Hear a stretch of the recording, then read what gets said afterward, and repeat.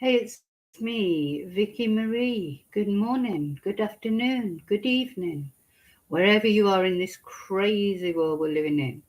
So, I'm here with the update on the Nancy Guthrie case. Every morning, I'm going to try and give you an update. I've just got a couple of things to do that I forgot to do administration wise for sharing my video. I won't be a sec sharing this live. I'll do it as we're talking. So what we're going to talk about in this video. So it's funny yesterday because it was like a lot of things happened, but still nothing's happened. That's how it feels. It's like how can I explain? It's like there was a lot of activity, a lot of information came out. We're also going to look. Brian Entin got an interview with Sheriff Nanos, and we're going to have a look at that. But he's still not giving press conferences. It's funny, really, isn't it? Because so he's not going to have a press conference. He said the other day, can't spend all his time, talking about this case, but instead he's giving individual interviews, which, to be fair, probably take longer, don't they, than just doing one statement and releasing it, one video statement or one press conference every couple of days. So he's doing quite a lot of interviews. Sorry, as I'm talking to you, I'm doing this. He's doing a lot of interviews, but they surely going to take him up more time than doing one press conference or one video. I mean, to me, he could do a video, like a public video. Anyway, never mind. What do I know? I'm not sheriff, I suppose. So at the end of the day, whatever we think of Sheriff Nanos, which I've got to be honest, is not much, and I haven't changed my opinion really. He is the only sheriff we've got in this case. He is the sheriff in charge. Um,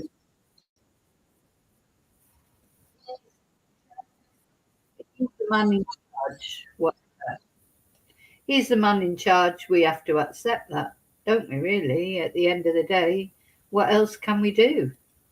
Um, yeah, he is the sheriff, and for better or worse. And he doesn't inspire you with any confidence. And I've got to say, after this interview with Brian, I didn't feel any more inspired with confidence. In fact, well, I'll let you tell me what you think, but there's something about this guy that I don't know. I don't know. It doesn't, as I say, it doesn't inspire with confidence. If that was my mum that was missing, I wouldn't feel, that was being dealt with. Somebody else on there, they're saying they've done an interview with him. Yeah, there's another interview. Why is he doing all these separate interviews? Surely that's going to take him longer. That's going to take him longer to do. Sorry, I've only got one more thing to do.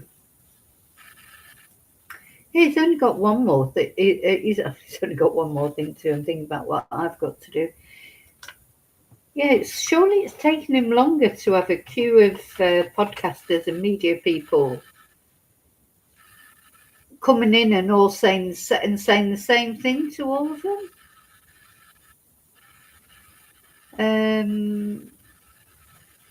Surely that's going to take him longer than doing one press conference. I just think he quite likes being in his office. He doesn't want to leave his office, does he? He's like, that's where he's king, isn't he? He's king there. This is how I feel about Sheriff Nanos. And as I say, you might disagree with me. That's fine. We've all got our views. He's like, he likes being a sort of a big fish in a little pond. Some people like being big fishes in little ponds. Well, other people are happy in being little fishes in big ponds. You know, where everybody's different. But if you're ego driven, which I do think he is ego driven, I do think that is absolutely true that he is ego driven. That's how he comes over. And quite often, you know, he's been sort of thrown into this situation,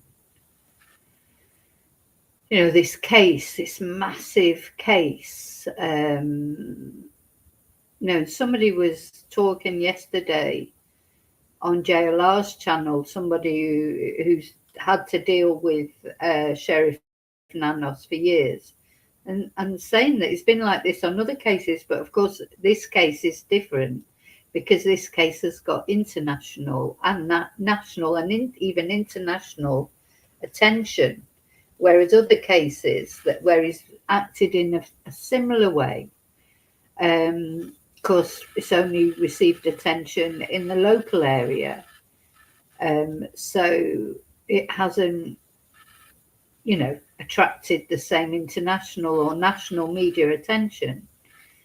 But he was saying to JLR, you know, I've had to deal with this for years. You know, it's like, you know, the thing is, the reason why I do believe that what these people are saying that are criticising Sheriff Nanos, apart from the fact of what we see, you know, we see, sorry, I'm getting there slowly. We see, obviously, our impression that Sheriff Nanos is a little bit incompetent, don't we? I mean, let's be fair.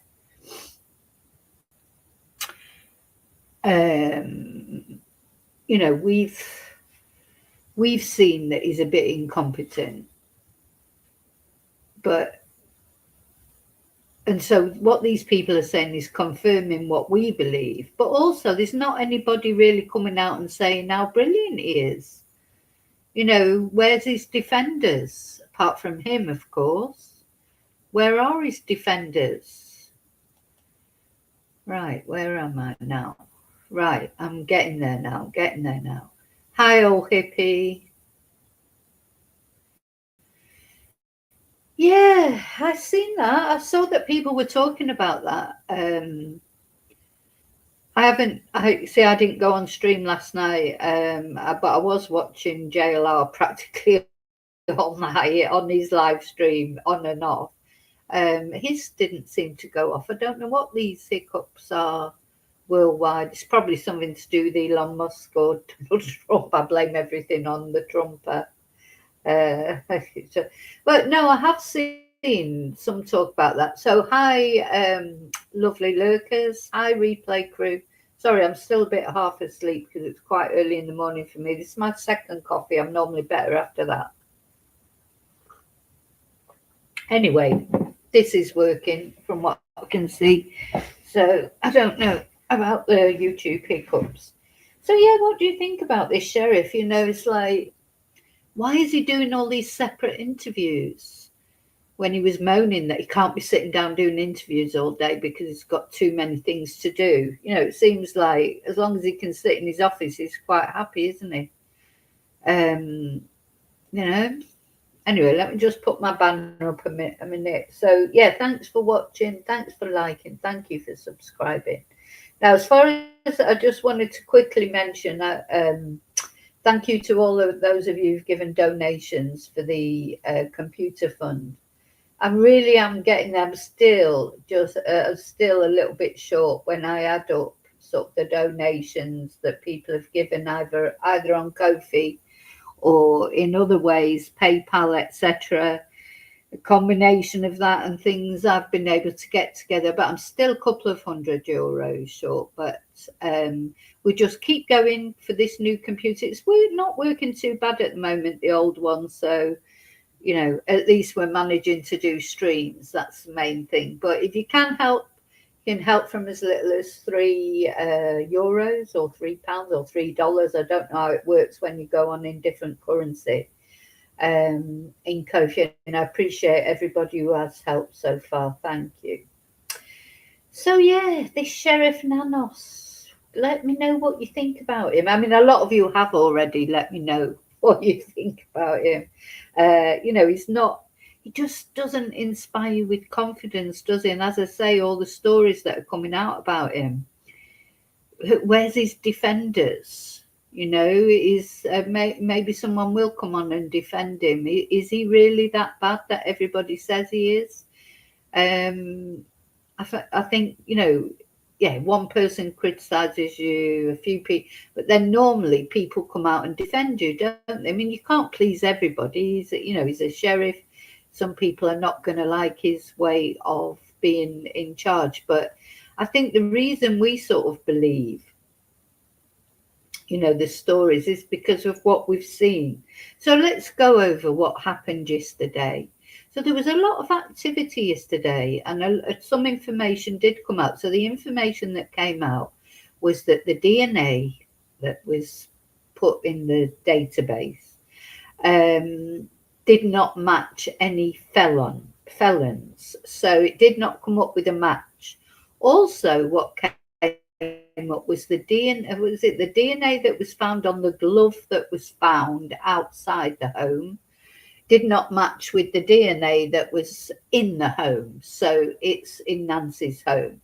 So it's thought that those two are not connected, that the glove that they had thought might be of interest. Because remember, they found 16 gloves. I'll tell you, the FBI aren't coming over brilliant either in this, because when they say these gloves were probably discarded by searchers, I just can't believe that searchers would discard their gloves all around the countryside or all around the neighbourhood. And the other thing that's come out is, wasn't there a blue top that was just lying outside Nancy's home? And it turns out that was used for a scent for the dogs, for the search dogs, and then just left there. You know, what is wrong with these people? You know, so Nancy's top, oh, just toss it over there now we're finished with it.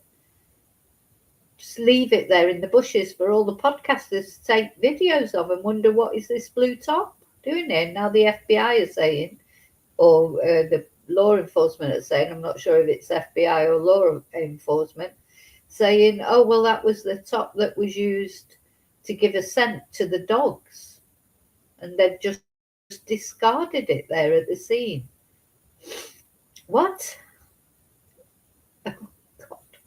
I'll tell you, when, if I ever say when, it's an if, it should be, if I ever go missing, don't let these clowns search me. I'd rather stay missing, to be honest.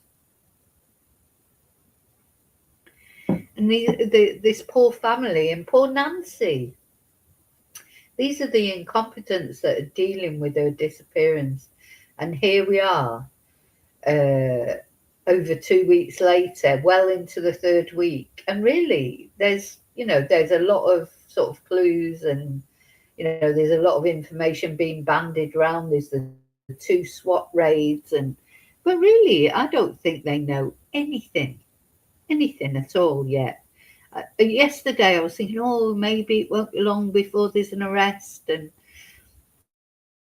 it just all seems like rumours flying around. Anyway, what else happened? So yeah, the DNA did not match up with anybody who's known to the FBI. Now they'll go for that genealogical DNA, won't they? This is what they did with Brian Kohberger, I think, because whoever has taken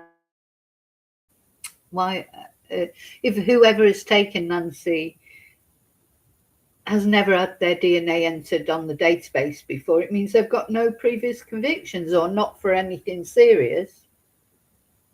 So that's what happened with Brian Kohberger. So then they put it in the genealogical database.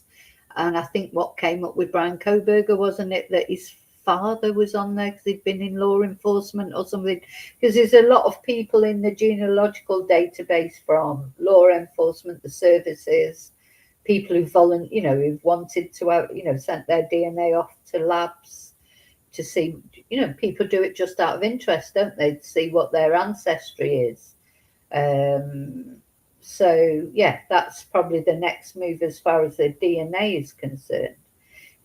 Then the other thing that happened yesterday, which was quite strange, because so I was watching JLR. I don't know if you watch him or not, but I've been watching it off and on when I've had a chance. And he's at one point I sort of sat there and I thought, I'm sat here looking at a cactus on the screen, waiting for something to happen. But it is sort of compelling, even though a lot of the time there's nothing happening, you know. It was quite nice. We went off and gave a homeless lady some dog food and a voucher, and other people left. You know, so there's nice little asides like that. I like the little interviews he does with people going past. Often they're locals, and they give you a bit of insight into how it feels to actually live in the middle of that shit show at the moment. I can't imagine what it's like. You come out of your house and you've just got this. There was hundreds of press there, you know, various like mainstream media, social media, you name it, and they're all. As soon as someone sort of turns up in the drive, all the cameras are on them, and they're all fighting for position, you know, to get the best shot. It's quite interesting just for that, really. Anyway, while he was there was some activity. I don't know if you saw it, but this really strange van turned up with tiny windows. It looked straight away to me. At first, I thought it was a forensic van, because then I realised it wasn't big enough. It wasn't long enough. When I say forensic van, you know, it almost looked like to me like something to put a body in, because there was no windows, or only very tiny windows. Anyway, it turned out that it was probably to do with a lock and safe company. Did they find a safe in Nancy's house? Anyway, they went in, they backed up to the house. The sheriff position, all vehicles were positioned so you couldn't really see what was going on. But of course, someone had a drone going over, and so then another guy turned up, and another one, and they went into the house with a briefcase. Anyway, we don't know what all that was about, but there were the guy with the strange van that may be from a safe like lock company. He wasn't there that long, but the other guy was there quite a long time, and all that was going on. But of course, we don't know what they actually did in the house. And then just up the road, one of the neighbours, their house, the police or the FBI or someone was there looking at their cameras. And this is all intriguing, isn't it? Because we don't know what they're doing for a start, really properly. But also, we don't know why it's taken, why we're into the third week and these things are doing. I think we think that, like, all these things of, you know, neighbourhood cameras and all that, it should have been done like in the first few days. I don't know. You expect all that activity. Why they keep going back, and not only to Nancy's house, but you know, this is what causes all this sort of speculation about Annie and Tommaso, even though the sheriff has come out and said that the family are completely innocent and have been cleared. But nobody believes what the sheriff says anymore, because only a day before saying that, practically, he was saying that everyone was a suspect and nobody had been cleared. And then now he's saying they've been cleared right from early on in the investigation. So, you know, you can't really believe anything he says. That's the problem with Sheriff Nanos, is we've lost faith in him right in the beginning of the investigation. So when you're watching him talking, you're not thinking, oh yeah, believe everything that he's saying. You're thinking, really? You know, he just doesn't inspire with confidence. So I don't know. Yeah, that's right. They talked about taking off the. See, I don't know if it's been given back or not. All hippie, Annie and Tommaso, they are not at that accommodation. You know, they're not at that house. They couldn't live in that house now, could they? Because the press practically camped outside it. One thing I do know is Tommaso, he's a teacher, isn't he, at a local school, and the parents have been out in support of him, saying what a nice guy he is. how they're happy with him as a teacher and this, that, and the other. So he has had a lot of endorsements from locals, unlike Deputy Dog, who hasn't had any endorsements from anybody. Yeah. Well, I don't like the Interview Room channel at all, Snoopy, but I appreciate you like it. But yeah, really, we shouldn't mention other YouTubers on the channel because I end up giving my opinion on them, and I don't really like to give my opinion. But yeah, it's not my. I couldn't sit and watch it, but yeah, I'm glad you got something out of it. Now I mean, God, kudos to anyone who tries to make sense of this load of, we've got the sheriff changing his mind about what he says every day. Anyway, so that's basically what we know. We know this about the DNA, that it's not, linked to anybody who's in CODIS. We do know that. That's something we definitely know. I'm trying to think of the things we definitely know, because the thing is, a lot of things we know, or we think we know, we don't actually know because they haven't been confirmed, and all kudos to the Interview Room for doing whatever they're doing. But, I want an official timeline. There's no point in just I could sit here and try and do a timeline. The timeline's changed about 3 times anyway.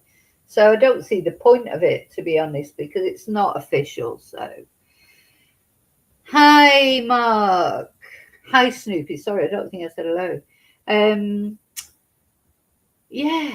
Hey, shall we have a look at this interview? Let's have a look at this interview with. And you know what's the sad thing, which I think is really sad, because it's Nancy who's at the heart of it. But I think there's like a fatigue setting in because of the conflicting information, and it's confusing. Doesn't feel like it's getting anywhere. And I hope to God that, just in one instance, something might change, and you never know. By the time America wakes up later on today, maybe somebody will have been taken into custody, and Nancy will have been found. But there's a fatigue setting in, or at least for me anyway. It's like, and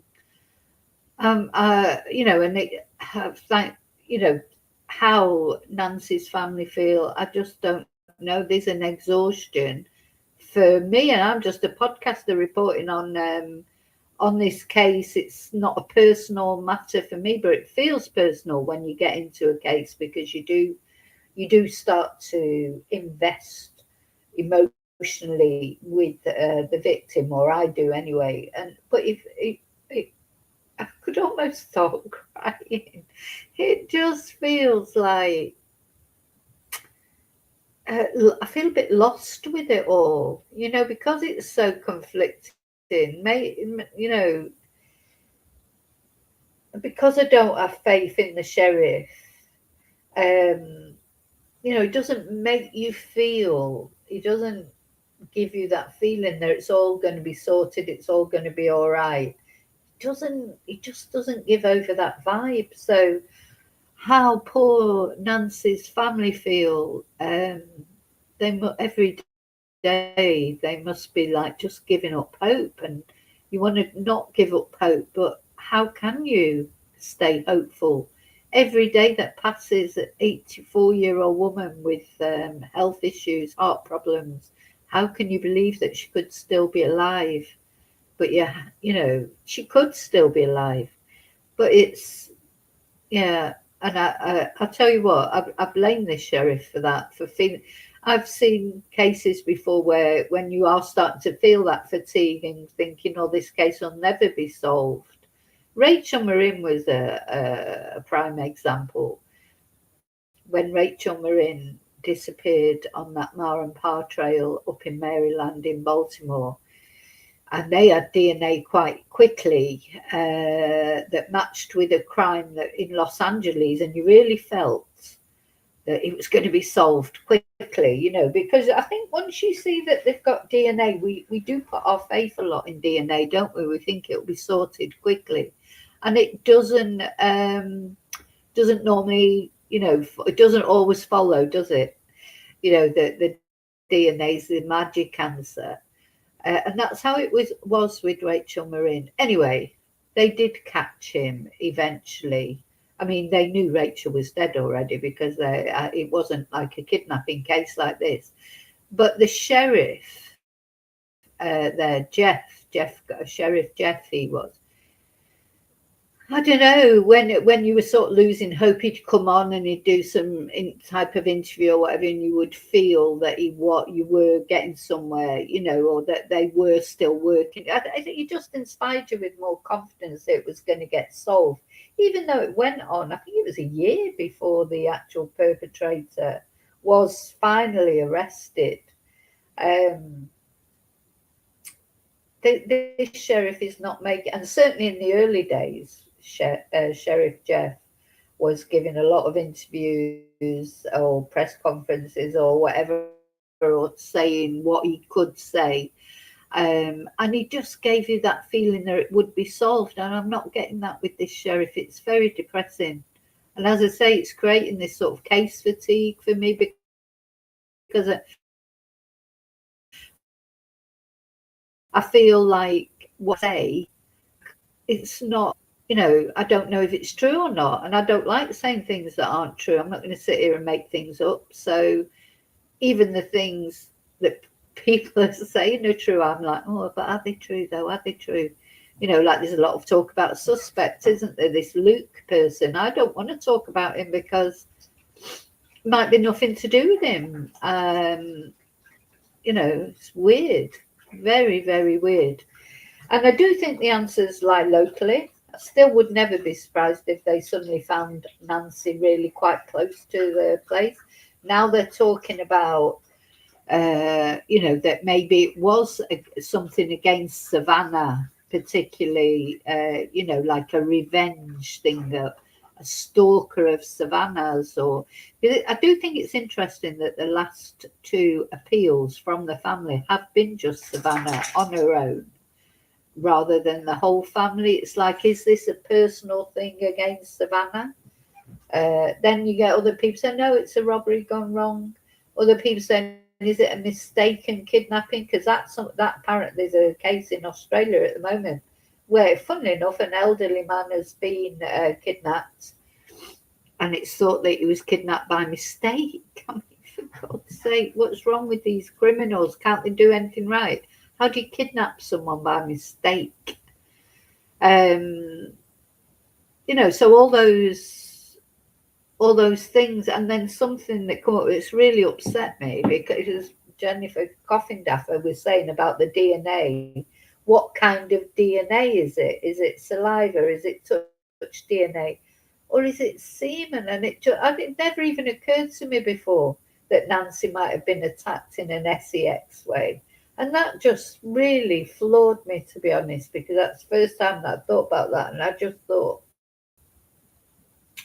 God, this poor woman, fancy getting to 84 years old and having to face whatever that assault was, whether it was, you know, obviously something bad happened to Nancy because of the blood. Just waking up in the middle of the night to a masked man staring at you would be enough, wouldn't it, with a gun? Just breaking my heart, really is breaking my heart. And you know, I wish I hadn't read that post by Jennifer, because it never occurred to me that it might be that sort of attack. But those things happen, you know, and a person who, then that made me think about the Night Stalker, Ramirez, wasn't it his name? Oh, he would do things like that, just do random burglaries. It didn't matter who was in there. He quite often, his victims were older ladies, and they were victims in an sex way as well as a burglary way, and then they were murdered. But he didn't take them off with him. I mean, that's very unusual to take somebody away. And a lot of people have been on saying that. And they were in that house 47 minutes. I think it was 47 minutes, which is making me go cold, because what were they doing for 47 minutes? Is that 47 minutes that Nancy was suffering?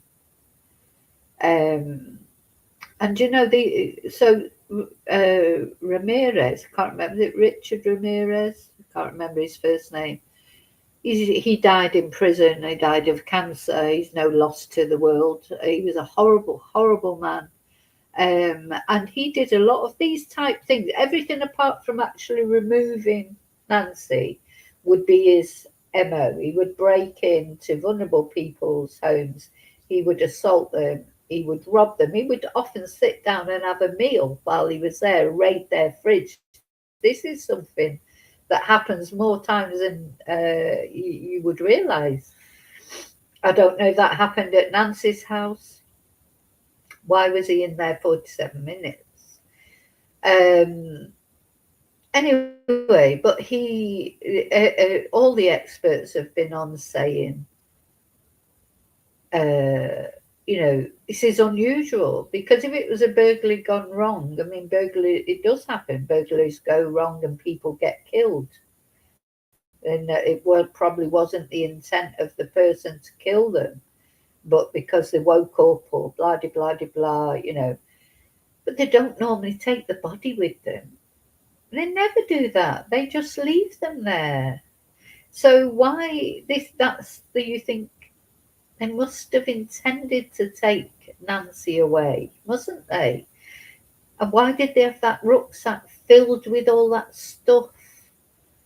And they must have planned to take her away. It's not easy to just then whisk a body away and find somewhere to hide them, or a live person.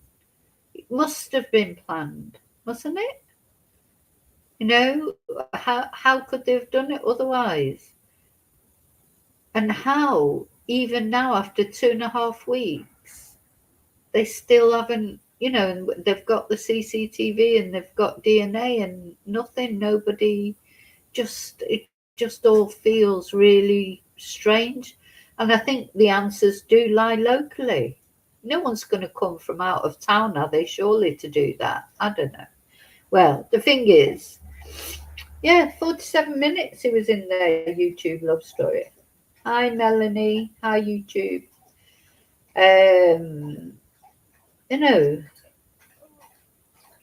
It's a long time to be in there. Now, I do think there's a possibility there was a safe in there, because I feel like this person that came yesterday, who supposedly is from some safe company, or this is what JLR says anyway, and somebody looked up the registration number, and then I looked up the company, and it is like, she could have had a safe in there somewhere, couldn't she? And maybe that person that broke in knew she had a safe, because if it's sort of somebody's mentioned this to them, maybe in all innocence, we've talked about this before.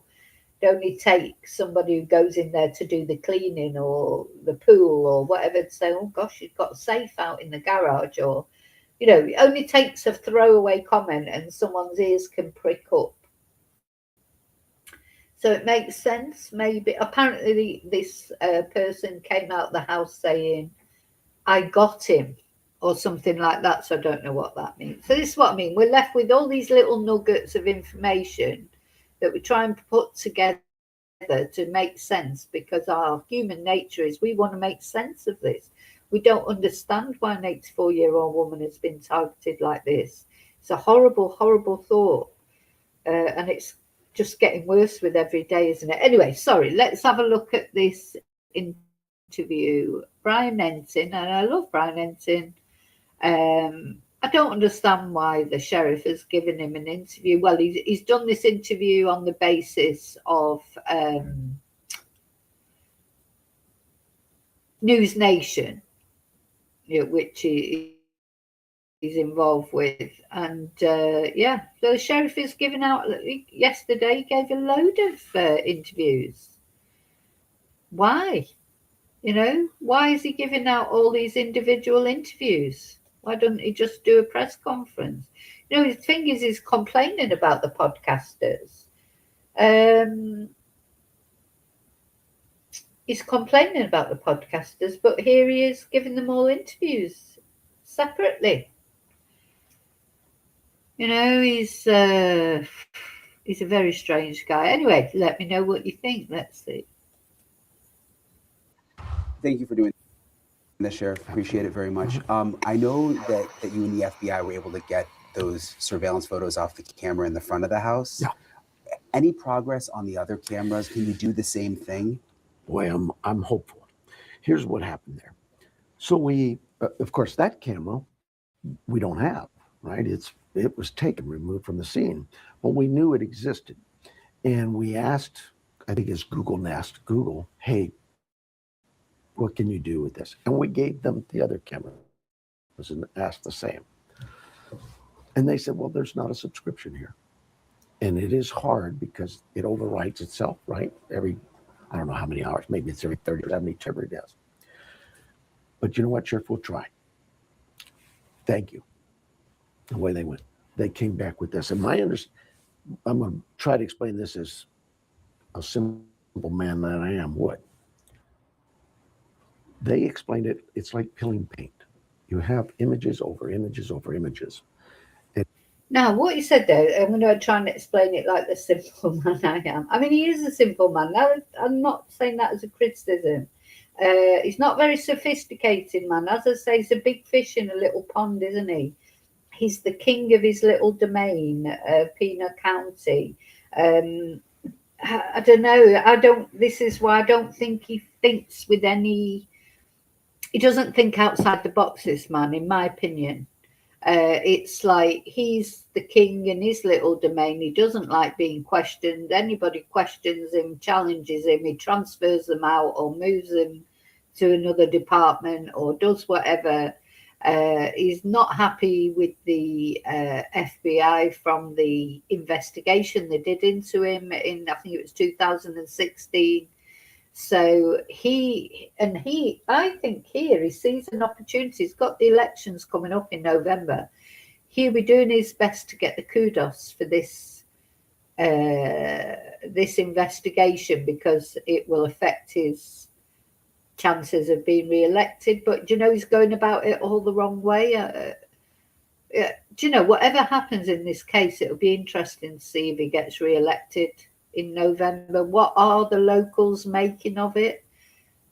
Are there locals out there that think he's brilliant? I haven't seen anybody defending him. And also the way he talks, you notice, because he doesn't really understand the way these things work, which is fair enough. That's not his job to be a technical person. But he tries to explain it patiently like a child. He comes over as very condescending. That's just my opinion. You may think differently. You want to get to that 8th layer or the 6th layer, and you got to peel back very easily because you might destroy the layer you wanted. So they were able to do that. I said, oh, this is really, that was that piece of evidence. Oh, they kept it 10 days. No, we all sat here right in our command post with the FBI and went, this is really great stuff. We need this out there. So I don't know that it was here more than 2 hours. And it's only because we had to do some cutting of the way they sent it to us and prepare it to get out to the media, and had to check with Washington, all those things that the FBI had to do as well. And we got it out probably less than 2 hours. And it generated, in that first hour for us, just alone here at the department, almost 5,000 tips. So it's a great piece of evidence. So there's other cameras. Your question, will we get more? We've asked the Google, hey guys, can you do this? And they said the very thing. We don't get anything, but we'll try. And that's all we're. So as of now, it's still just the video from the front. Yes. Okay. Savannah Guthrie, Nancy's daughter, obviously very famous, loved around the country. Is this really random, or do you think someone may have had a grievance against Savannah? Have you been able to sort that out at all? Well, yeah. Anything's possible, right? I mean, there was talk, well, this was a burglary, because we recognize that anything is possible, and we'll allow that evidence to show us what it is. The time to ask that question, motive, is when we actually know who's done this. And so, yeah, I get the speculation, but yeah, for me, I just looked at it and said from day one that Nancy was removed from her home against her will. We need to find her. I know your deputies, detectives are working around the clock. I mean, we see them, you know. How long can this go on for in terms of the investigation at this level?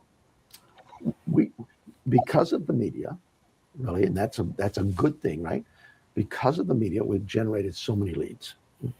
Yeah, they're probably at a position where they've almost got too many leads. It's like, the media is giving attention. It's good that it's got attention. I've seen people out there who've got missing relatives, missing loved ones, complaining because their loved one did not receive all this attention. And it's funny, isn't it?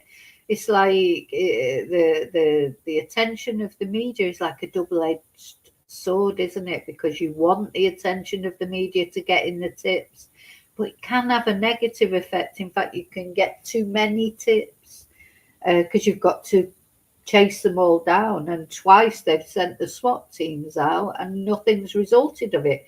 That's not to say that something might result in the end. Now, the thing is, this Luke guy that people were talking about, I can't see that it's got anything to do with him because his DNA is in CODIS because he has been arrested before. So if it was his DNA, it would have pinged, surely. So I don't know. And yet his name's been bandied around. I'm not going to talk about him unless it's actually proven there is something to do with him. Because he may be a twonk and he might have done lots of bad things in his life. But if he hasn't done this, he shouldn't be, hauled all over social media being accused of it if he hasn't done it, So, looking at his face there, I think he's clueless. I actually think they don't know anything yet. And that is the unbelievable thing, that you could think 2.5 weeks into an investigation where they have got CCTV, where they have got some DNA, that they really still don't know really what happened.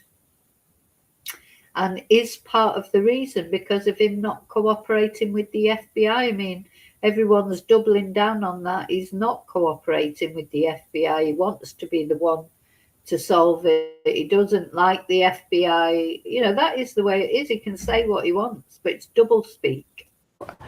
I know last Wednesday we had 18,000 leads. The FBI had 14. So you're talking over 30,000. We're probably closer to that. I know you've said you can't, for the investigative reasons, talk about what you found in the house. But is there a lot in the house that you're not able to say? I mean, is there a lot of evidence we don't know about in terms of this being a crime? No, again, you're asking me something that I can't talk about. We'll tell you some biological evidence, prints. On biological weapons now. We've removed some biological weapons. I'm sorry, I just think he is a clown. I do. I think he's so out of his depth, this guy. And what you said there, Melanie, exactly. How can you say the time to think about motive is after someone's been arrested? It's working out the motive that will lead to somebody being arrested. Motive, why? That is the key question, isn't it? That's how you'll find the perpetrator, by working out the motive. I mean, all right, you may not it may not always work in that order, but surely that should be what you're trying to do. Why would someone break into Nancy's home in the middle of the night? Is the motive robbery? Is it sex? Now I've got going through my head because of what Jennifer Coffindaffer said. Was it revenge against Savannah? Was it burglary gone wrong? But if you can work out the motive, that helps to narrow down the perpetrators, doesn't it?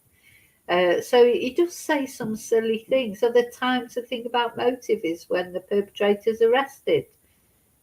No, the time to think about motive is now, and if it could well help for the arrest. Oh, the other thing I just want to say before, I'll say it now before I forget, because I tend to forget things if I don't say them. So we've also got the president, Donald Trump, saying that whoever has taken Nancy, if it turns out that she's not alive anymore, they're going to get the death. They should get the death penalty.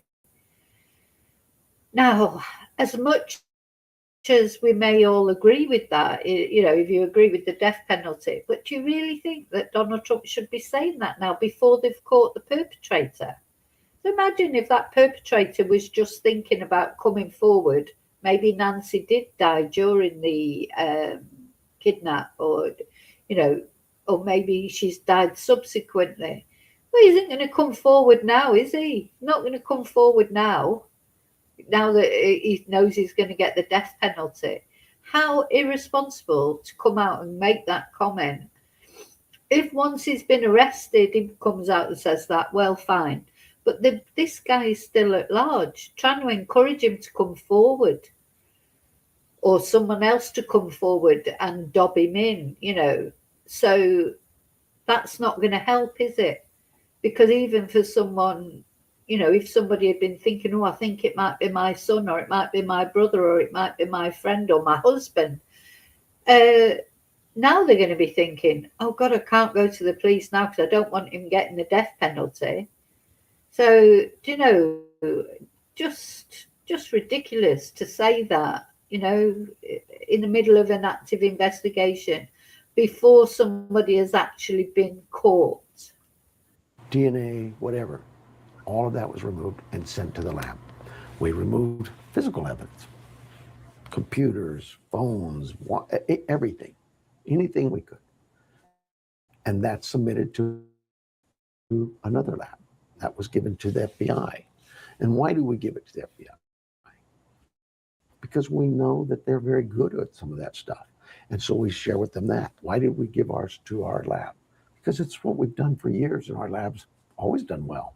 In fact, we've used the FBI before. They're very good at solving things and doing things.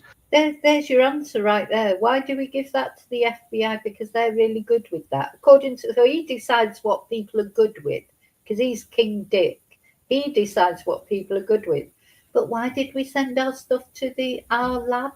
Because that's what we've always done. He can't think outside the box, this guy. He cannot think outside the box. They've always sent the stuff to their lab, so they're going to carry on sending it to their lab so that they're in control of it, not the FBI that's in control of it. That is, to me, the key to this guy's personality. We've always done it like that. So we're going to do it like that again, because I don't know how to think outside the box, and I'm not letting the FBI steal my thunder. That's how it all feels to me. They want, do you know what? They want to get rid of this guy, definitely. He's the worst person to be in charge of an investigation like this. But the FBI, not unlike our Department of Public Safety in Phoenix, they have a lab. They could have been used, but we look at it as this. If I use, for example, a state lab, DPS, or the federal lab, Quantico, and so it really puts a lot of strain on them to prioritize those cases and do what they can with them, where if I have my own lab or a contract lab, it allows me easier access to those cases that I think are important to us. And I'm not talking this case, I'm just talking cases in general. We could build a lab, but that's pretty expensive too. We just found that this lab we use is very good. Were they in Florida at the time? The other thing is, if you've watched Epstein being interviewed, he reminds me of Jeffrey Epstein in the way he talks. Maybe it's that age group, like he's like a dinosaur from another age, isn't he? Or that's how he feels to me. And he's just never moved on, or he's like just stuck in this sort of I'm the big I am sort of type thing, and he won't. I don't know. He also, as he's talking, he reminds me of any time I've ever seen anybody on these true crime videos that I do, trying to explain to their wives. So like Richard Allen, when he was talking to his wife that way, that condescending way of talking, when you know he knows he's lying, but he's like, "Oh, honey, I love you." You know, like, I don't know. There's something about this guy. I just don't like it at all. He's got this way of talking. But I know that in today's world of technology, reports are generated and sent out in the flash of an eye. What we need to know is when we send something to a lab, can we get it back to us quickly? Can we have a rush order, if you will? Well, sometimes I want this now, but the FBI may say, well, we understand that, but New York has a crime, LA has a crime, so it's not against the labs. And so when this piece of evidence, we did what we normally do, we sent it to the lab, and we did that scene. Then we went and did another scene when we did a search warrant on out in Rio Rico. So all that was gone. Now we find a glove. The FBI says, "Oh, we can send it to Quantico." And I said, "Well, you know what? Let's keep it all in one place. Let's just send it all to our lab." No, it's not like that lab. No, it is about keeping your evidence together in one spot. And when that report... No, it's not because he thinks the FBI's got a bad lab. It's because he wants it to go to his lab because he wants to be in control of it. He doesn't want to let it go to the FBI. He wants to be the person who's seen to solve this case. But in his efforts to do that, he's just making everything worse, as far as I can see. It comes out, it goes to both agencies. It just made sense. Yeah. In fact, all of this conversation I had with you, when they said, "Oh, the sheriff blocked evidence," this conversation I had with the FBI lasted probably a minute and a half, and they said, "Makes sense, sir," and it was done. Let me ask you. Okay, we've seen the photos from the surveillance camera in the front of the man. Do you think there could be a second suspect? You saw what I saw. We know he is a bad dude. He's who we want. Is there somebody else working with him? I don't know that. We'll know it when we find him.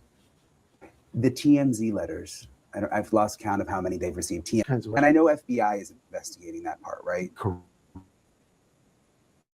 But do you think they're legit? Because it seems like every day they're on TV with a new letter. Again, you want to go to your experts, right? It would be irresponsible for me to give my opinion on something that we've given to the FBI to look into. That's their way. We'll let them handle that. And the search warrants, we saw the one in Rio, we saw close to, I think, Sunday night. Does that mean you all believe this that could be close? Because it's the action we're seeing first, right? Those developers this, and you may see it today. It may not be anything today. You may see 5 of them today. But what happens is this. We have 400 investigators out there from all agencies, not just in this valley, the 10 different law enforcement agencies, but some from Phoenix and FBI from across the country. And they're out there shaking down leads. 40-some thousand leads. Every morning they get up and they're told to go check on this. And that lead develops. And as they move through it, it grows and grows like a snowball, just getting bigger and bigger, to a point where they go, "You know what? I think we've developed a perseverance. I think we've got something here that maybe we need to go back and brief on." So they come to a command post who was there.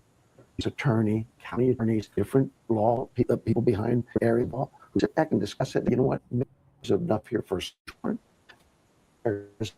That characteristic is a photo, maybe it's buckle sales, maybe it's finger, whatever it is. And we present it to a judge. And a judge says, "Yeah, I think there's enough." He signs it. That's how that snowballs. And everybody is energetic and they're so enthused. I wish you could see the face of the young men and women out there who are working these and all the energy, because it's what happens in investigations, particularly bigger investigations, where they're excited, so excited, probably like you are. We've got to, and then it falls through. That's part of the ebbs and flows of an investigation. You're going to have those highs and lows. So me, that's what I always think as well, when someone has to, do maybe it's probably a good job that he's doing the sign language, because then if it's breaking up, but he does all this with his hands. It's like, let me explain to you exactly what I mean, just in case you don't understand. We put that over there and that goes over to that lap. I don't like that way of talking. I'm not a fool. I don't have to have somebody talking to me like I'm 2 years old. Don't like his way of talking. it's important that I dispel some of the things that are out there, so my team knows that no. They're a solid team. This is a team who solves crime every day. They are my experts. I would be silly 50 some hours at this scene. We processed the scene. I'm taking their word that they're good. I don't need to hear from some pundit out there who's never done a crime scene. I don't need to hear from somebody who's never done a criminal investigation. I've got experts. That's who I choose to listen to. Just like always in the background, the critics who want to rough us, but go do that stuff. I just want to find Nancy. I want my team focused every morning. When they hit that low, that they know that they have someone who believes in them and their work. They're going to do it. I have 100% faith they will solve this case. If you're the guy, if you're that monster, you should be worried. You should let her go. Just let her go. Are you getting closer? I think we are. But I have to have that belief, right? I have to have that faith. Every day, we'll keep at it. We ain't quitting. Appreciate the sheriff for making the time. Yeah. So he reminds me a bit of the Swedish chef of the Muppets, with his hands everywhere. So thank you, Brian, for that interview. But he's given interviews to other YouTubers as well, or other media outlets, I should say, because that interview technically was with News Nation rather than Brian Entin individually. But I just don't understand why he's doing that. He was whinging that he didn't have time to do all these media interviews, and here he is doing a load of media interviews, where he could just do one video statement or one press conference every couple of days and just clear up some things and not have to spend all this time. But I think he likes being in his office there. That's his domain, isn't it? That's his little kingdom. And he can patronizingly explain with all his hand movements what's going on. So I don't know about you, but after watching that interview, I can't say that I feel more confident that this case is, near to being solved. But maybe it is. There's normally things going on in the background, aren't there? So as I said, there was activity yesterday. People were round at Nancy Guthrie's house, though we don't know what they were doing, obviously. And then they were round at the neighbour's house, looking at the cameras and the lights on the neighbour's house. We don't know what that was about. Why now, 2.5 weeks into the investigation? We know that the DNA that was found has not pinged with anything in CODIS, so it's not anyone who's been convicted before of anything serious.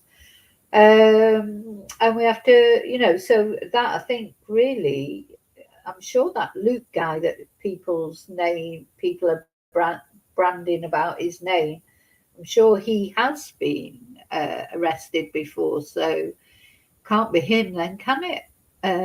But yeah, so that's where we are. And there's not much else to say, but tomorrow is another day, so you never know. I'm sure that they are all working. One thing that I'm sure is true, they are working round the clock, I'm sure, to try and find Nancy. I just hope, hope running out, but that poor lady, what did she go through in those 47 minutes that person was in the house? What were they doing to her? I literally could just cry for Nancy and what she's been through. Whatever happens, I hope there's a happy outcome. But you know, uh, we can only hope for that. But whatever happens, even if she's okay physically, mentally, after whatever has happened in those 47 minutes of someone coming into your home in the night with a ski mask on, how dare they? How dare they? How dare they do that to somebody? Would they like their mum? You know, that to happen to their mum, their family member. You know, how dare they do that? This callousness, how people can treat other people. You know, just it's just beyond me sometimes. It's sort of got to me a bit, as I say, because I think I'm at this point where I just don't have any faith in not only the police but the FBI, because there's the FBI leaving gloves all over the place and leaving that Nancy's top that they'd used for the scent dogs and just discarding it in the bushes and leaving it there. They don't. Where's the respect? I don't know. I don't know. Okay, I will be back if there is any news. You never know. Just as I'm talking, they could be on the way to arrest someone. So you know, I could be wrong. I think I'm just at a point. As I said, God knows how the family feel, because this is just how I feel. Where I was sort of giving up hope a bit that you know, what he said the other day, oh, this could take days, it could take weeks, it could take months, it could take years. You know, all these kind of things that this idiot has said. Now I'm starting to feel like it might take years, because I'm starting to lose hope, you know, that it's going to be solved quickly, because it seems to be a case going backwards. You know, all the things that are being done now should have been done right from the beginning, and then this sort of rumored discrepancies between him and the FBI. I don't understand why he's not embracing the FBI's help wholeheartedly. You know, Donald Trump, I think he's wrong what he said about the death penalty for the person until but he did say at the beginning that he would give, or you know, that the FBI would give all their help. The Kash Patel has spoken up about it. He's rubbish as well, though, isn't he? And then, yeah, as you said, Mark, why is Donald Trump so invested in this case? Because, you know, there's a lot of cases, isn't there? Why this one particular? Is it because Savannah maybe is famous? But they're all Democrats as well. That's interesting, because they've all got Democrat. If you look at the politics of it, they've all got Democrat leanings. So, you know, that wouldn't be someone that Trump would normally support, is it? So it's strange. The whole thing's strange. Anyway, that's the update for today. I will see you really soon in the next video. Have a good day, or have a good afternoon, or have a good evening. You know, and let's just pray. That's all we can do, isn't it? So thank you. See you soon in the next video. And until then, may your God go with you. Night. Bye. Not night. Day. I don't even know what time it is. It's so early here. Okay.